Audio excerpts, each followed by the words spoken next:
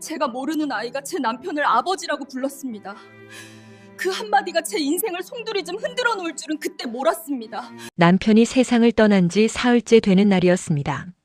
장례식장 안내 데스크 앞에서 조문객 명단을 확인하고 있었지요. 연필을 쥔 손이 자꾸 떨려서 글씨가 제대로 써지지 않았습니다. 옆에서 딸아이가 제 손을 잡아주었습니다. 엄마, 괜찮아요? 저는 고개를 끄덕였지만 사실은 괜찮지 않았습니다. 30년을 함께 산 사람이 이렇게 갑자기 떠날 줄은 몰랐습니다. 금요일 저녁에 오늘 회식이 있어라고 말하던 사람이 토요일 새벽에 병원 응급실에서 차가워져 있을 줄은요. 심근경색이라고 했습니다. 의사는 골든타임을 놓쳤다고 말했지만 저는 그 말이 무슨 뜻인지 한참을 이해하지 못했습니다. 장례식장 복도를 걸을 때마다 구두 소리만 공허하게 울렸습니다. 조문객들이 들어올 때마다 일어나 고개를 숙였지요. 고인의 명복을 빕니다라는 말을 들을 때마다 가슴 한쪽이 무너져 내리는 것 같았습니다. 아들은 영정사진 옆에서 꼿꼿이 서 있었습니다. 28개 청년이 하루아침에 가장이 되어버린 얼굴이었습니다. 제가 좀 앉아있어라고 말해도 고개를 저었습니다. 아빠 대신이라도 제대로 해야죠. 그 말이 그렇게 아플 줄 몰랐습니다. 저녁 무렵 조문객이 뜸해진 시간에 혼자 빈소 밖으로 나왔습니다. 복도 끝 창가에 서서 바깥을 내다봤습니다. 사람들은 여전히 걸어다니고 차들은 지나가고 있었습니다. 세상은 멈추지 않았지만 제 시간만 그 자리에 얼어붙은 것 같았습니다. 주머니에서 남편의 휴대전화를 꺼냈습니다. 병원에서 가져온 유품 봉투에 들어있던 것이었습니다. 잠금 화면에는 우리 가족 사진이 떠 있었습니다. 작년 여름 제주도에서 찍은 사진이었지요. 화면을 켜려다가 손을 멈췄습니다. 갑자기 두려워졌기 때문입니다. 왜 그런 생각이 들었는지 모르겠지만 이 사람을 정말 다 알고 있었을까 하는 의문이 머릿속을 스쳤습니다. 어머님. 뒤에서 부르는 소리에 고개를 돌렸습니다. 남편 회사 동료였습니다. 조문을 마치고 나가는 길이라며 인사를 했습니다. 부장님은 정말 좋은 분이셨어요. 회사에서도 다들 존경했습니다. 그 말을 들으며 고개를 숙였습니다. 좋은 남편이었는지는 모르겠지만 적어도 나쁜 사람은 아니었다고 생각했습니다. 성실하게 일했고 가족을 위해 애썼으니까요. 그날 밤 빈소 의자에 앉아 조는 사이 이상한 꿈을 꿨습니다. 남편이 제 앞에 서 있었습니다. 하지만 얼굴이 흐릿했습니다. 제가 여보라고 불러도 대답하지 않고 고개를 돌렸습니다. 그 뒤로 누군가 서 있었습니다. 여자였습니다. 하지만 얼굴은 보이지 않았습니다. 깜짝 놀라 눈을 뜨니 새벽 4시였습니다. 가슴이 두근거렸습니다. 이상한 꿈이었습니다. 하지만 곧 고개를 저었습니다. 장례를 치르는 동안 정신이 없어서 이상한 꿈을 꾸는 거라고 생각했습니다. 다음 날 아침 조문객 명단을 정리하다가 낯선 이름을 발견했습니다. 이수진. 저도 모르는 이름이었고 딸에게 물어봐도 모르는데요. 라는 대답만 돌아왔습니다. 회사 사람일까요? 아니면 남편 친구의 가족일까요? 별 생각 없이 넘어가려다가 문득 시선을 들었습니다. 장례식장 입구 쪽에 누군가 서 있었습니다. 여자였습니다. 30 후반쯤 되어 보이는 여자가 고등학생으로 보이는 남자아이와 함께 서 있었습니다. 그들은 들어오지도 나가지도 않고 그냥 입구에서 망설이고 있었습니다. 딸아이가 제 시선을 따라 그쪽을 봤습니다. 엄마, 저 사람들 누구예요? 저는 고개를 저었습니다. 모르겠구나. 하지만 가슴 한쪽이 이상하게 무거워졌습니다. 그날 저녁까지 그 여자는 들어오지 않았습니다. 하지만 가끔 창밖을 보면 주차장 쪽에서 서성이는 모습이 보였습니다. 왜 들어오지 못하는 걸까요? 그리고 왜 계속 머물러 있는 걸까요? 그날 밤 저는 또 그 여자 생각을 했습니다. 혹시 남편과 관련이 있는 사람일까요? 하지만 남편이 저 모르는 사람을 알 리가 없다고 생각했습니다. 30년을 함께 살았는데 말입니다. 하지만 가슴 한쪽에서 자꾸 불안이 올라왔습니다. 그리고 그 불안은 다음 날 현실이 되었습니다. 장례 마지막 날 오후였습니다. 발인이 내일 아침으로 예정되어 있었고 조문 시간도 거의 끝나가고 있었습니다. 빈소 안에는 가족들과 가까운 친척 몇 명만 남아 있었습니다. 저는 상주석에 앉아 피곤한 몸을 의자에 기댔습니다. 사흘 동안 제대로 눈을 붙이지 못해 눈꺼풀이 무거웠습니다. 그때였습니다. 현관문이 열리는 소리가 들렸습니다. 고개를 들어보니 그 여자였습니다. 사흘 동안 장례식장 밖을 서성이던 그 여자가 마침내 안으로 들어오고 있었습니다. 옆에는 고등학생으로 보이는 남자아이가 있었습니다. 두 사람은 천천히 걸어왔습니다. 주변이 조용해졌습니다. 딸아이도 아들도 친척들도 모두 그들을 바라봤습니다. 여자는 영정 사진 앞에 섰습니다. 잠시 망설이다가 무릎을 꿇고 절을 올렸습니다. 그 모습이 익숙한 듯 하면서도 조심스러웠습니다. 절을 마치고 일어선 여자가 저를 바라봤습니다. 부인이세요? 저는 고개를 끄덕였습니다. 여자의 목소리는 떨리고 있었습니다. 그 떨림이 제게도 전해졌습니다. 저는 이수진이라고 합니다. 명단에서 봤던 그 이름이었습니다. 여자는 옆에 서 있던 남자아이를 가볍게 밀었습니다. 아이는 영정 사진 앞으로 다가가 무릎을 꿇었습니다. 그리고 또렷한 목소리로 말했습니다. 아버지, 안녕히 가세요. 그 순간 시간이 멈췄습니다. 뭐라고? 제 옆에 서 있던 아들이 앞으로 나섰습니다. 지금 뭐라고 했어요? 남자아이는 고개를 들고 우리를 바라봤습니다. 그 눈빛에는 슬픔이 가득했습니다. 죄송합니다. 하지만 저는 마지막 인사를 하러 왔습니다. 제 머리가 하얗게 변했습니다. 무슨 말인지 이해할 수 없었습니다. 아니, 이해하고 싶지 않았습니다. 이게 무슨 소리예요? 딸아이가 떨리는 목소리로 물었습니다. 여자는 저를 바라보며 조용히 말했습니다. 남편분께서 세상을 떠나셨다는 소식을 듣고 마지막 가는 길을 배웅하러 왔습니다. 무슨 관계세요? 제가 물었습니다. 목소리가 제 것이 아닌 것처럼 들렸습니다. 여자는 잠시 망설이다가 입을 열었습니다. 이 아이의 어머니입니다. 그게 무슨... 그리고 이 아이는 남편분이 20년간 돌봐주신 아이입니다. 장례식장 안이 술렁거렸습니다. 친척들이 웅성거리기 시작했고 딸아이는 제 팔을 꽉 잡았습니다. 저는 여자를 바라봤습니다. 무슨 말씀을 하시는 건지 모르겠네요. 여자는 고개를 숙였습니다. 죄송합니다. 하지만 남편분은 이 아이에게도 아버지였습니다. 그 말에 아들이 앞으로 나섰습니다.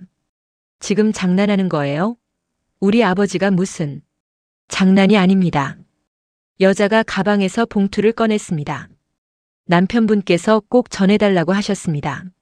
만약 자신에게 무슨 일이 생기면 부인께 이걸 전하라고요. 봉투를 건네려는 여자의 손이 떨리고 있었습니다. 저는 그 봉투를 바라봤습니다. 받아야 할지 말아야 할지 알 수 없었습니다. 받지 마세요, 엄마. 딸아이가 제 팔을 잡아당겼습니다. 하지만 제 손은 이미 움직이고 있었습니다. 마치 제 의지와 상관없이 손이 봉투를 향해 뻗어나갔습니다. 봉투를 받는 순간 무게감이 느껴졌습니다. 가볍지 않았습니다. 안에 뭔가 들어있었습니다. 여자는 다시 한번 절을 올렸습니다. 정말 죄송합니다. 오래 머물지 않겠습니다. 그리고 남자아이의 손을 잡고 돌아섰습니다. 잠깐만요. 제가 불렀습니다. 제 목소리가 낯설게 들렸습니다. 여자가 멈춰 섰습니다. 이게 무슨 의미인가요? 여자는 고개를 돌리지 않은 채 말했습니다. 봉투를 여시면 아실 겁니다. 그리고 잠시 침묵이 흘렀습니다. 남편분은 좋은 분이셨습니다. 그 말을 남기고 여자는 남자아이와 함께 장례식장을 나갔습니다. 문이 닫히고 나자 빈소 안은 순식간에 시끄러워졌습니다. 이게 무슨 일이야? 저 여자가 누구야? 설마 바람을 피운 거야? 친척들의 목소리가 귀에 들어오지 않았습니다. 저는 손에 쥔 봉투만 바라봤습니다. 30년을 함께 산 사람이 남긴 마지막 말이 이 안에 들어있다는 사실이 믿기지 않았습니다. 엄마 열어봐요. 아들이 말했습니다. 하지만 저는 고개를 저었습니다. 지금은 안 돼. 봉투를 가슴에 꼭 안았습니다. 그날 밤 저는 봉투를 열지 못했습니다. 30년이 무너질까봐 두려웠습니다. 발인을 마치고 집으로 돌아온 날 밤이었습니다. 빈집이 낯설게 느껴졌습니다. 평소 같으면 남편이 거실 소파에 앉아 TV를 보고 있을 시간이었습니다. 하지만 소파는 비어 있었습니다. 현관에서 신발을 벗으며 무의식적으로 다녀왔습니다라고 말할 뻔했습니다. 입 밖으로 나오려던 말을 삼키자 목이 메었습니다. 거실 불을 켰습니다. 모든 것이 그대로였습니다. 남편이 즐겨 앉던 소파, 리모컨이 놓인 테이블, 벽에 걸린 가족 사진들. 하지만 이 모든 것이 이제는 다르게 보였습니다. 가방에서 봉투를 꺼냈습니다. 장례식장에서 받은 그 봉투를 사흘 동안 한 번도 열어보지 못했습니다. 발인식 내내, 화장장으로 가는 길 내내, 집으로 돌아오는 차 안에서도 가방 속에 넣어둔 채였습니다. 식탁에 봉투를 올려놓고 한참을 바라봤습니다. 평범한 갈색 봉투였습니다. 겉면에는 아무것도 적혀 있지 않았습니다. 손을 뻗었다가 다시 걷었습니다. 열어야 할까요? 아니면 그냥 버려야 할까요? 부엌으로 가서 물을 한 잔 따랐습니다.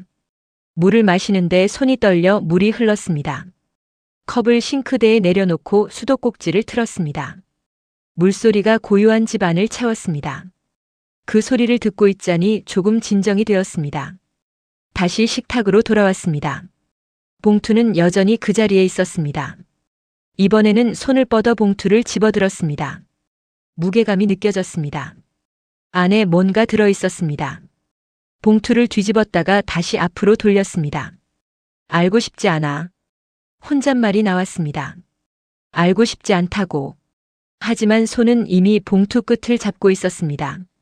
그때 전화벨이 울렸습니다. 딸아이였습니다. 엄마 괜찮으세요? 응, 괜찮아. 혼자 계시지 말고 우리 집으로 오세요. 아니면 제가 가도 되고요. 괜찮다. 혼자 있고 싶어. 엄마. 정말 괜찮아. 걱정하지 마. 전화를 끊고 나니 다시 조용해졌습니다. 봉투를 들고 안방으로 들어갔습니다. 침대에 앉아 봉투를 무릎 위에 올려놓았습니다. 남편이 누웠던 침대 반쪽이 차갑게 식어 있었습니다. 여보. 작은 목소리로 불러봤습니다. 이게 뭐예요? 이게 대체 뭔가요? 대답은 없었습니다. 봉투를 다시 쳐다봤습니다. 안에 뭐가 들어있을까요? 편지? 아니면 다른 증거? 손가락으로 봉투 끝을 쓰다듬었습니다. 열면 모든 게 달라질 것 같았습니다.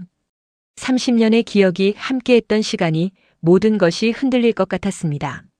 알고 싶지 않아. 다시 중얼거렸습니다. 하지만 동시에 알고 싶었습니다. 그 모순된 마음 사이에서 한참을 앉아 있었습니다. 결국 봉투를 열지 못하고 서랍 깊숙이 밀어 넣었습니다. 나중에 열어볼게. 스스로에게 말했습니다. 하지만 그 나중이 언제일지는 알 수 없었습니다. 불을 끄고 침대에 누웠습니다. 어둠 속에서 천장만 바라봤습니다. 잠이 오지 않았습니다. 자꾸 그 남자아이 얼굴이 떠올랐습니다.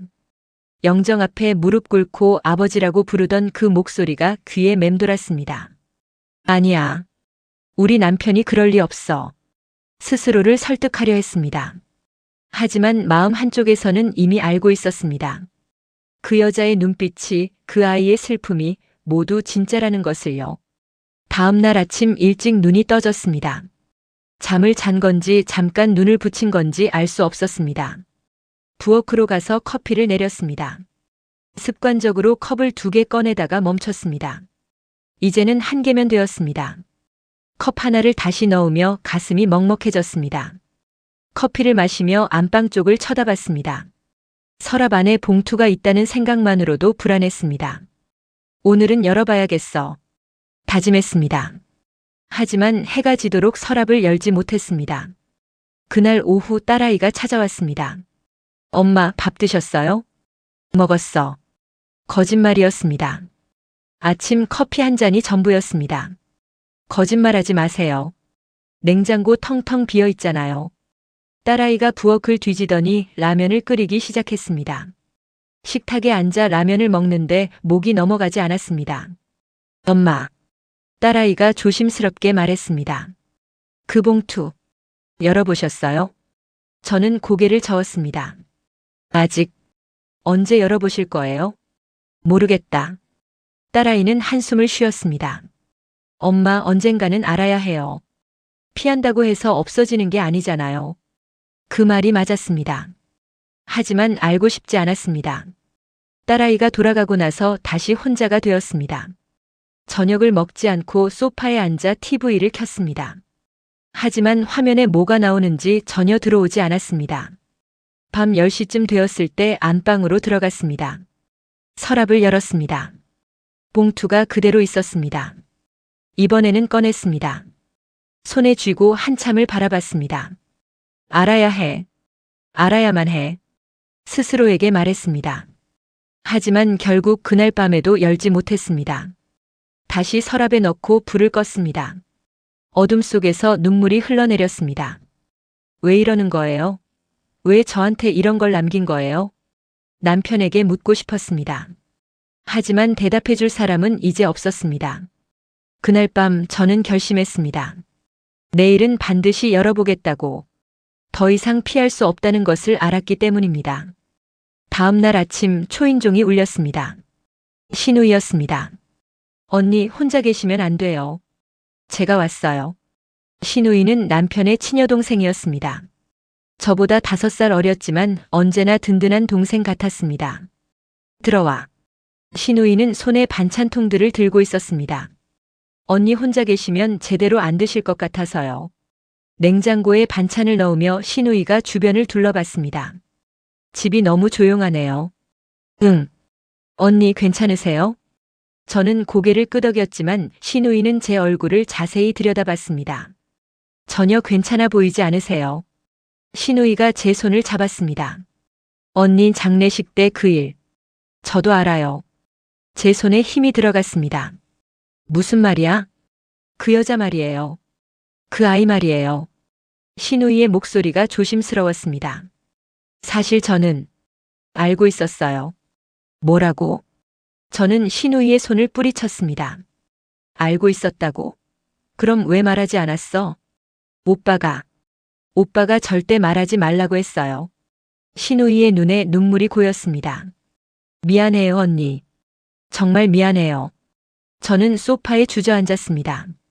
대체 뭘 알고 있었던 거야? 신우이가 제 옆에 앉았습니다. 20년 전 일이에요. 20년 전? 오빠한테 큰 사고가 있었어요. 신우이는 천천히 말하기 시작했습니다. 교통사고였어요. 회식 후에 대리운전을 부르지 않고 직접 운전했대요.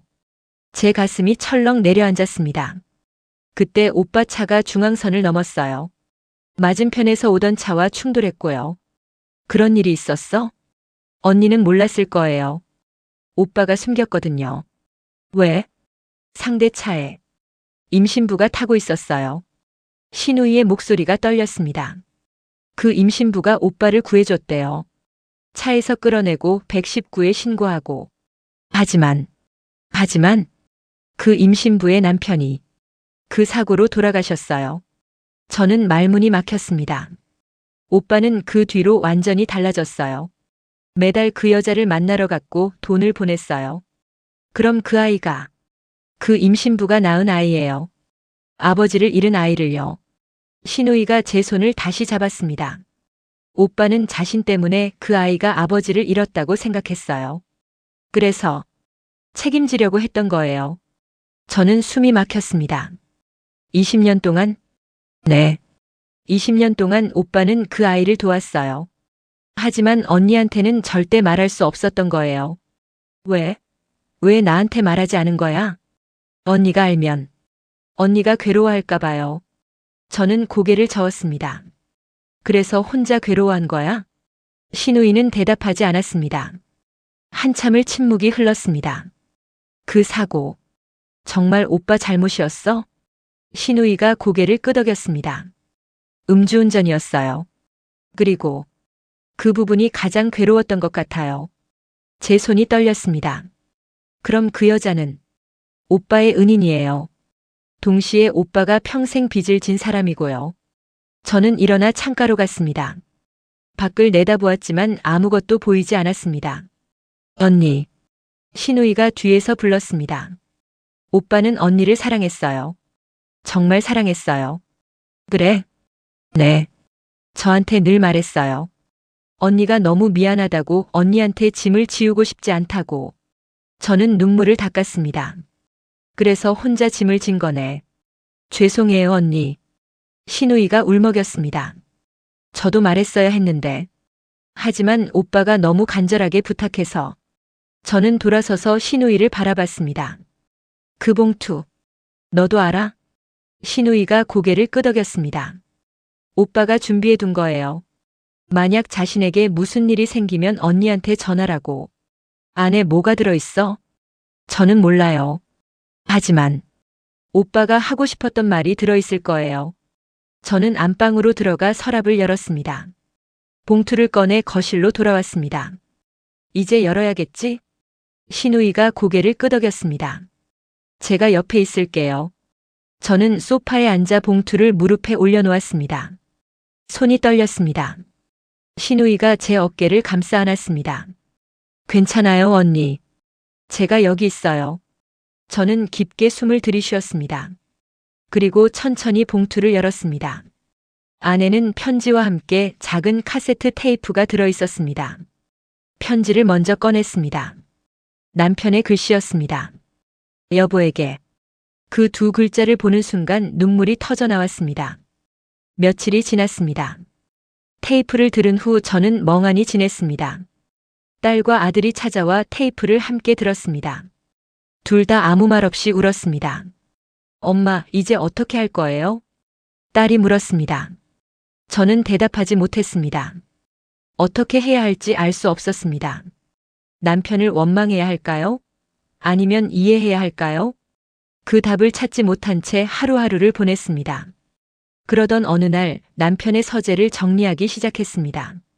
더 이상 미룰 수 없었습니다. 책들을 정리하고 서류들을 분류하고 필요 없는 것들을 버렸습니다. 책장 뒤에서 작은 상자를 발견했습니다. 잠겨 있었습니다. 열쇠를 찾아 서랍을 뒤졌습니다. 남편이 늘 쓰던 열쇠 꾸러미에서 작은 열쇠를 발견했습니다. 상자를 열었습니다. 안에는 통장들이 들어 있었습니다. 하나하나 꺼내 확인했습니다. 모두 남편 이름으로 되어 있었습니다. 제가 모르는 통장들이었습니다. 첫 번째 통장을 펼쳤습니다. 매달 일정 금액이 출금되어 있었습니다. 20년 전부터 시작된 기록이었습니다. 두 번째, 세 번째 통장도 마찬가지였습니다. 금액을 대충 계산해 봤습니다. 수천만 원이었습니다. 20년 동안 빠져나간 돈이 이게 다 그 아이한테 간 거야? 중얼거렸습니다. 가슴이 답답했습니다. 우리 아이들은 학원 하나 더 보내지 못해 아쉬워했는데 저는 옷 한 벌 사는 것도 아껴가며 살았는데 그 돈이 다른 아이에게 갔다는 사실이 믿기지 않았습니다.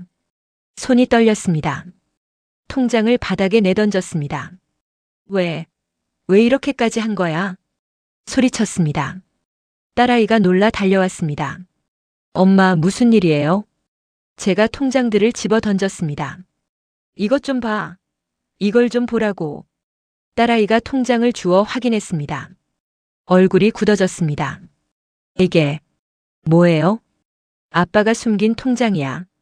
20년 동안 우리 몰래 돈을 빼돌린 거야. 딸아이도 손이 떨렸습니다. 이렇게나 많이? 그래. 이렇게나 많이. 저는 주저앉았습니다. 우리는 그렇게 아껴가며 살았는데 딸아이가 제 옆에 앉았습니다. 엄마, 나는 아빠를 믿었어. 월급이 적어도 승진을 못해도 다 이해했어. 가족을 위해 열심히 일한다고 생각했으니까. 하지만 이건 말을 잇지 못했습니다.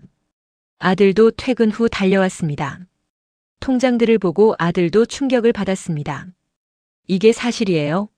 아빠가? 그래. 내 아빠가 했어. 아들이 통장을 집어 던졌습니다. 말도 안 돼. 우리한테는 한 푼도 아까워하시면서. 진정해. 어떻게 진정해요? 나 대학 등록금 때문에 얼마나 힘들었는데. 알바하면서 학교 다녔는데. 아들의 목소리가 커졌습니다. 그 돈이면 나 학원도 더 다닐 수 있었어요. 유학도 갈 수 있었어요. 그만해. 제가 말렸습니다. 이미 지난 일이야.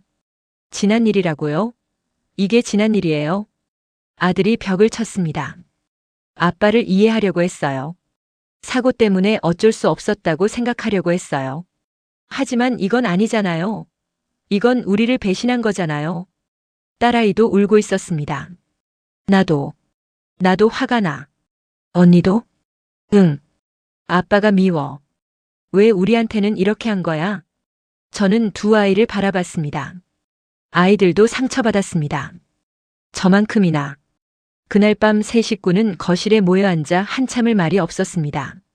엄마. 딸아이가 조심스럽게 말했습니다. 그 여자 만나러 가요. 뭐? 제대로 이야기해야 할 것 같아요. 이대로는 안 될 것 같아요. 아들도 고개를 끄덕였습니다. 저도 가겠어요. 제대로 따져봐야죠. 저는 고개를 저었습니다. 아니야. 내가 갈게. 혼자요? 응. 이건 내가 해결해야 할 일이야. 딸아이가 제 손을 잡았습니다. 엄마, 괜찮으시겠어요? 괜찮아. 거짓말이었습니다. 전혀 괜찮지 않았습니다. 하지만 피할 수는 없었습니다. 그날 밤 저는 결심했습니다. 내일 그 여자를 만나러 가기로. 20년 동안 남편과 함께했던 그 여자를, 내 남편에게 또 다른 가족이었던 그 사람을 더 이상 피할 수 없었습니다. 진실과 마주해야 했습니다. 다음 날 오전 저는 그 여자가 일한다는 카페를 찾았습니다. 신우이가 알려준 주소였습니다. 카페 앞에 서서 한참을 망설였습니다. 들어가야 할까요? 아니면 그냥 돌아가야 할까요? 하지만 발걸음을 돌릴 수 없었습니다. 문을 열고 들어갔습니다. 작은 카페였습니다. 손님은 몇 명 없었습니다. 카운터에 그 여자가 서 있었습니다. 저를 보자 얼굴이 굳어졌습니다.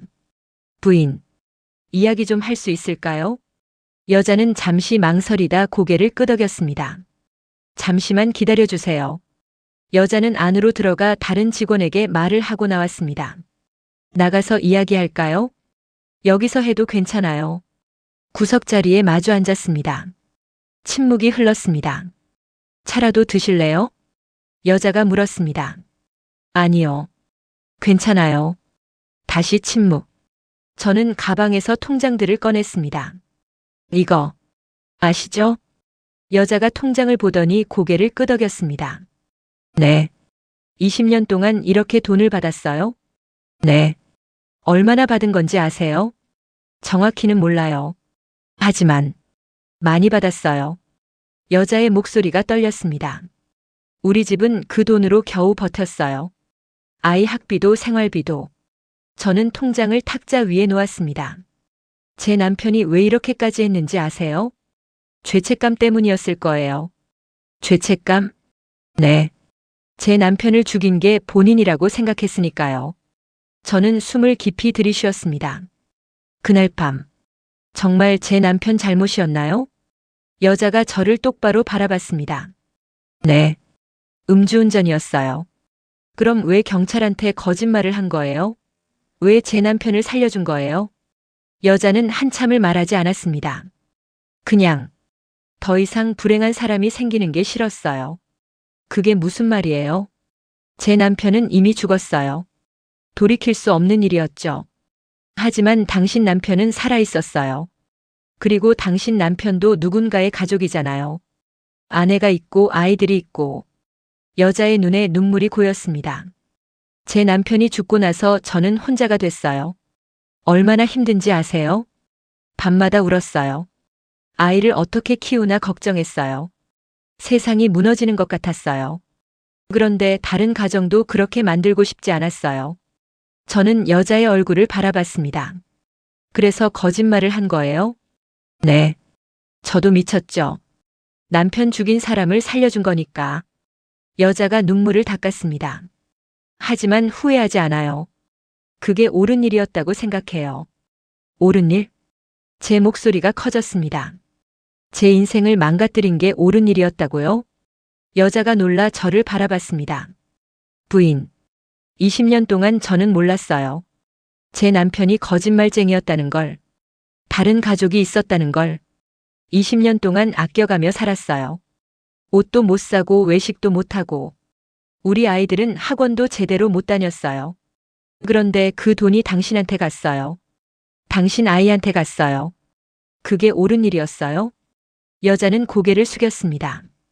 죄송해요. 죄송하다고요? 그 말로 되는 거예요? 저는 일어섰습니다.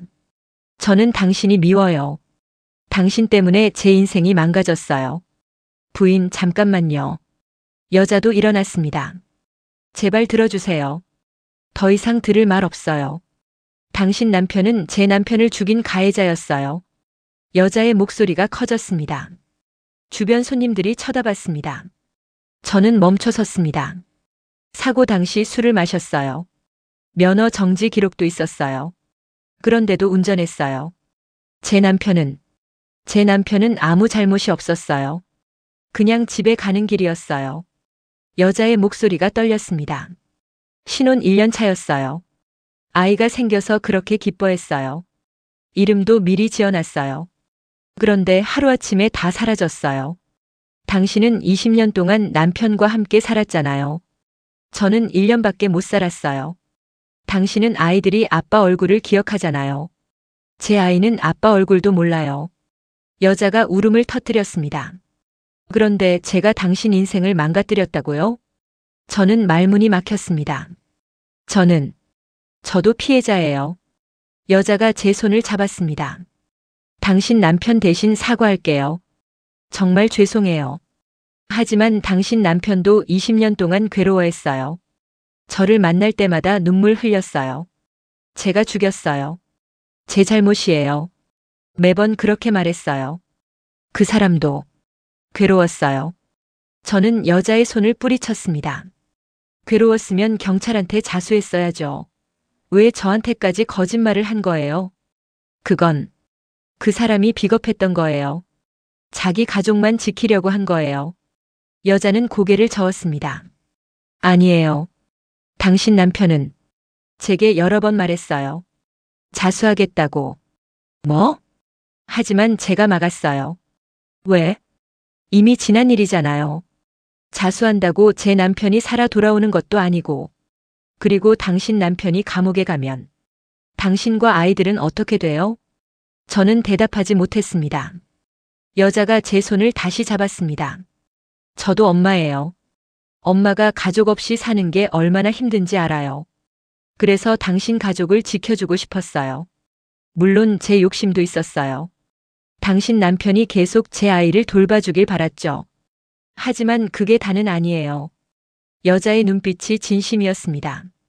저는 주저앉았습니다. 그럼 저는 어떻게 해야 해요?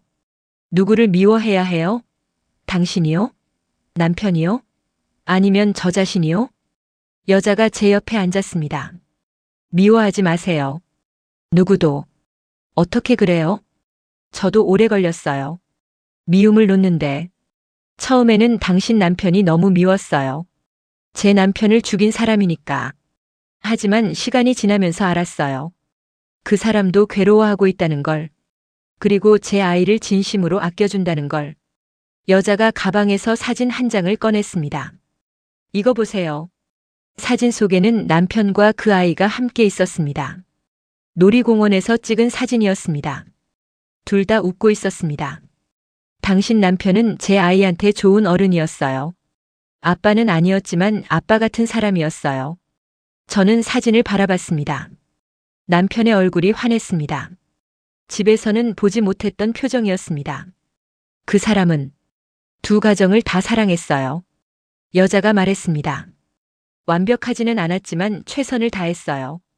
저는 눈물을 닦았습니다. 제가 어떻게 해야 할까요? 용서하세요. 뭐를요? 당신 남편을요. 그리고 저를요. 그리고 당신 자신을요. 쉽지 않을 거예요. 시간이 오래 걸릴 거예요. 하지만 그것만이 앞으로 나아갈 수 있는 방법이에요. 저는 한참을 울었습니다. 여자가 제 등을 쓰다듬어 주었습니다. 그날 저는 처음으로 알았습니다. 미움은 저를 가두지만 용서는 저를 자유롭게 한다는 것을. 남편 49제가 되는 날이었습니다. 절에 가서 제를 지내고 집으로 돌아왔습니다. 저는 휴대전화를 꺼내 망설이다가 전화를 걸었습니다. 여보세요?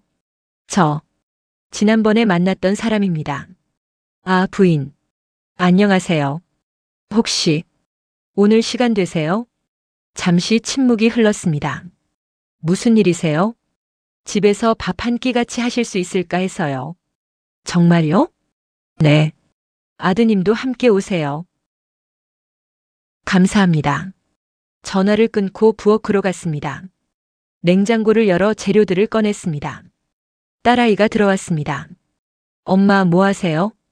저녁 준비 중이야. 누가 와요? 손님. 딸아이가 제 손을 잡았습니다. 혹시 그 사람들이에요? 저는 고개를 끄덕였습니다. 엄마. 괜찮아. 이제 괜찮아. 딸아이는 한참을 저를 바라보다가 말했습니다. 제가 도와드릴게요. 고마워. 함께 저녁을 준비했습니다. 아들도 퇴근 후 왔습니다. 상황을 듣고 놀랐지만 아무 말하지 않았습니다. 저녁 6시 초인종이 울렸습니다.